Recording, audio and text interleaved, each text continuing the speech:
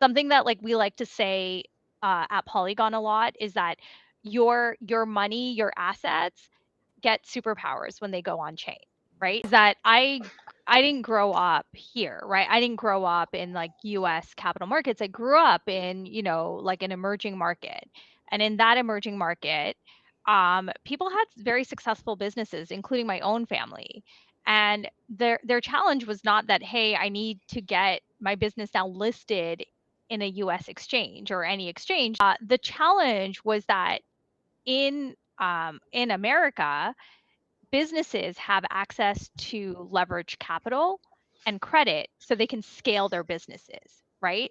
Like that is the thing that's missing. And so if I can take kind of my assets and then put them on chain into like a really nice like credit vault and like, borrow against it, that's really a big unlock for me. Assets and then put them on chain into like a really nice like credit vault and like, borrow against it, that's really a big unlock for me. The issuance part, the thing that everyone else has been kind of working on for the last like decade that hasn't really moved the needle significantly, is not really a big unlock for emerging markets. But from a front office perspective, it didn't really do anything. It didn't change anything, which is why we haven't seen the liquidity flows and, the secondary movement that we all anticipating was going to happen, is because that part wasn't really broken, right? Now, how do we actually create an economic flywheel on the front office? And that is a completely different problem set. That is nothing to do with issuance, right?